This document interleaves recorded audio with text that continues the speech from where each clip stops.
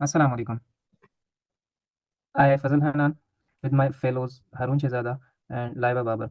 Today we are presenting a semester project of probability in statistics, and our topic of project is Pakistan Stock Exchange.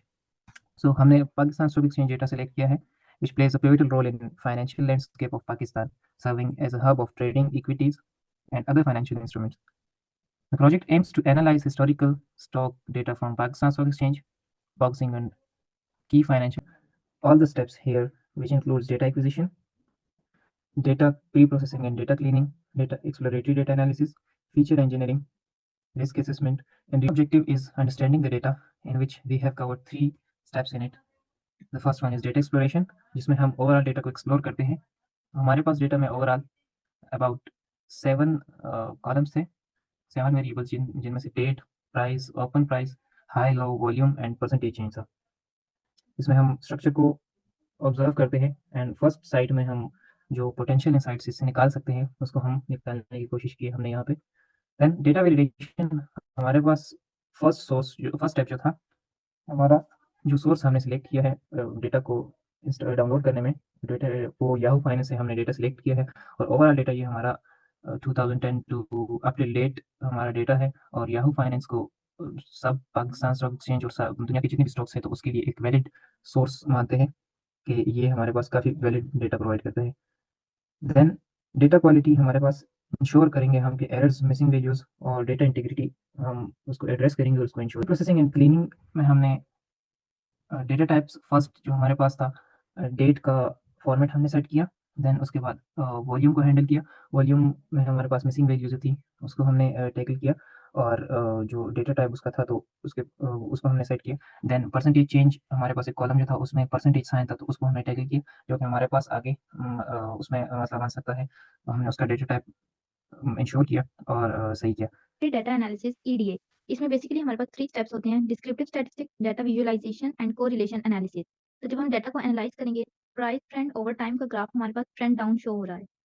इसी तरह next हमारे पास है price trend with moving averages. इसका graph हमारे पास trend down show हो रहा है. जब हम एनालाइज करेंगे वीकली प्राइस ट्रेंड के ग्राफ को तो हमारे पास ट्रेंड अप शो हो रहा है.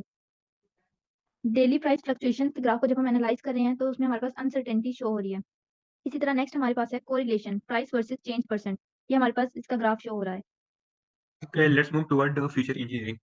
बेसिकली फीचर इंजीनियरिंग है क्या? हमने रॉ डेटा को उठवाना है और उससे हमने मीनिंगफुल फीचर निकलवाना है जिस तरह की वोलेटिलिटी एंड आरएसआई.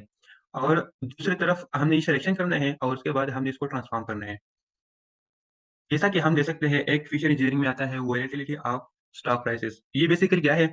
ये डिग्री ऑफ फ्लक्चुएशन है अगेंस्ट प्राइस मोमेंट, और ये हमने कैलकुलेट किया है against day and each month. इसके बाद दूसरा जो फीचर इंजीनियरिंग है वो रिलेटिव स्ट्रेंथ इंडेक्स है. बेसिकली ये क्या है? इसमें हमने स्पीड एंड मोमेंटम फाइंड करना है अगेंस्ट प्राइस मोमेंट. इसमें बेसिकली फिर 2 फैक्टर आते हैं, एक ओवरबॉट एंड एक ओवरसोल्ड. ओवरबॉट इसके लिए इंडेक्स होता है. अगर ये 70 से अबव हो तो हम कहते हैं ये ओवरबॉट है. अगर ये बिलो हो 30 से हम कहते हैं ये ओवरसोल्ड है. इसके बाद फीचर इंजीनियरिंग के बाद हमने एनालिसिस करना है ऑन रिस्क. इसमें पहला आता है मार्केट रिस्क और दूसरा हम इसमें मेंशन करेंगे वोलेटिलिटी रिस्क. मार्केट रिस्क में हमने क्या करना है? हमने स्टॉक ड्रा डाउन और दूसरा हमने शार्प रेशियो को फाइंड करना है. तो दूसरी तरफ हमने वोलेटिलिटी रिस्क में हमने मार्केट कंडीशन और जो प्राइस फ्लक्चुएशन है हमने उसी को देखना है. जैसा कि हम ग्राफ में देख सकते हैं, ड्रा डाउन रिस्क बेसिकली ये क्या चीज़ है? जो हाईएस्ट परसेंटेज है उसमें कितना डिक्लाइन आया है, इसी फैक्टर को हम कहते हैं ड्रा डाउन रिस्क. तो इसी के थ्रू हमने एनालिसिस किया है. रिस्क एनालिसिस के बाद हमने इसी चीज़ को कैटर किया, हमने इस चीज़ को फाइंड किया. अभी हम ये प्रेडिक्शन, ये एनालिसिस कर सकते हैं कि इन्वेस्टर किस तरह इन्वेस्टमेंट कर सकते हैं. उसके लिए एक फैक्टर एक एनालिसिस फैक्टर है जिसको हम शार्प रेशियो कहते हैं. शार्प रेशियो बेसिकली है क्या? एक इन्वेस्टर अगर रिस्क लेता है तो रिटर्न में उसको कितना मिल जाता है, इसको हम शार्प रेशियो कहते हैं. तो रिस्क एनालिसिस के बाद हमने इसी चीज़ को भी फाइंड किया कि इन्वेस्टमेंट अगर एक इन्वेस्टर है वो एक्सपीरियंस्ड है, वो स्मार्ट इन्वेस्टमेंट कर सकता है, तो वो कितना रिटर्न ले सकता है. और जैसा कि ये ग्राफ हमने उसका शो किया है शार्प रेशियो. और लास्ट में कंक्लूजन।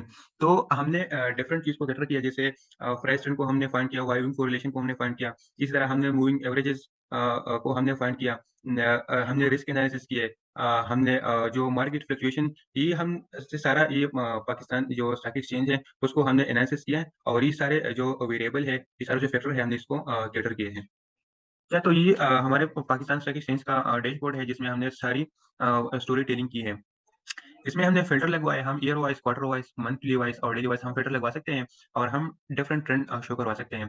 इसके अलावा जो हमारे पास हाई है, हमने उसका एवरेज, लो का एवरेज और जो वॉल्यूम है उसका टोटल अकाउंट हमने फाइंड किया है। डिफरेंट ट्रेंड में ये है कि हमने ओपन और प्राइस के दरमियान हमने ये ट्रेंड शो किया है। इसके अलावा वॉल्यूम और परसेंटेज चेंज के लिए हमने ये ग्राफ हमने बनवाया है। और तीसरा हमने प्राइस और परसेंटेज चेंज के लिए हमने ये ट्रेंड शो किया है। और लास्ट में ये है कि हमने डेट और हाई के दरमियान हमने ये ट्रेंड शो किया है। प्लीज स्लाइसर हमें अटेंशन जो जहाँ मैं ये रखता हूँ। Here it is our code overview. Code हमारे पास स्टेप वाइज आप देख सकते हैं। अपलोड फर्स्ट डेटा सेट हमने अपलोड किया है थ्रू पांडास लाइब्रेरी, और ये हमारे डेटा का ओवरव्यू है। देन हमारे पास डेटा प्री प्रोसेसिंग और क्लीनिंग जो स्टेप्स हमने किए वो यहाँ आप देख सकते हैं। And after that here is a part of exploratory data analysis which includes data visualization and some basic statistical analysis. And after that we have done feature engineering. Here it is the feature engineering, and after that we have done risk analysis and written